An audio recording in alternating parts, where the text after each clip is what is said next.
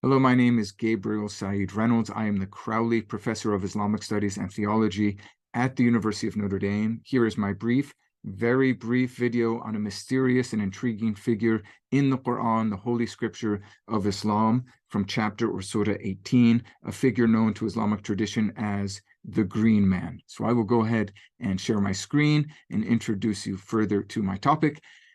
The figure is named in the Quran as Servant of God. So you see my title there, The Wise Servant of God in Quran 18. Just as a reminder, the Quran is an Arabic scripture with 114 chapters or surahs, and we're reading here from chapter 18 or Surah 18. In the surah, Moses meets a figure referred to in the Quran as Servant of God, but named by Islamic tradition as Al-Khidr, that is, the Green Man. And this figure, Al-Khidr, takes Moses on a journey. During this journey, he proceeds to do three surprising things. He makes a hole in a boat full of people, he kills a young boy, and he fixes the wall in a town full of evil people. Finally, at the end of the story, Khidr explains his actions, namely, an evil king was seizing innocent people's boats, so by making a hole in this boat, he kept it from being taken away.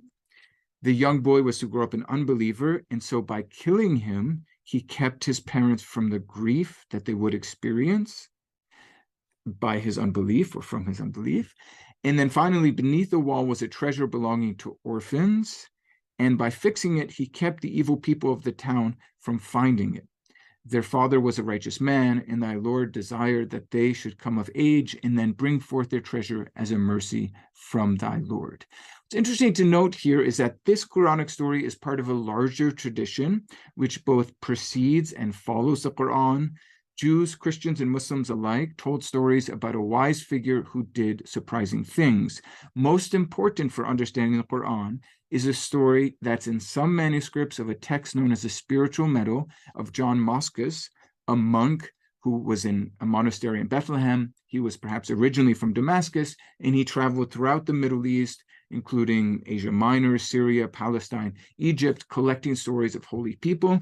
And in one of these stories, he relates how an angel of God met a monk and took him on a journey and did three surprising things. He stole a cup of a pious man, he strangled the son of another pious man, and he rebuilt the wall of an impious man. And then finally, much like Al-Khidr in the Quran, he explains the reason for his actions in the end. The cup had been stolen. The soul of the son could be saved if he died early, since he was to grow up a sinner. The impious man would not find a treasure that lay hidden under the wall if the wall were rebuilt. Well, let me say just a couple of things about how later Islamic tradition reads the Khidr story. First of all, most Muslims will hold that Khidr is a prophet, although he is not named a prophet in the Quran. And this is because he seems to demonstrate superior knowledge to Moses, and Moses is certainly considered a prophet by Islam. So there necessarily he too must be a prophet. The Quran says about Khidr that he has min ladunna ilman, which is understood to mean knowledge proceeding from us. And this is taken by some Muslim scholars to suggest that Al-Khidr offered an inner or esoteric knowledge, whereas Moses was the counterpart because he offered an outward or exoteric knowledge of the law. A key term appears in this passage, which is ta'wil.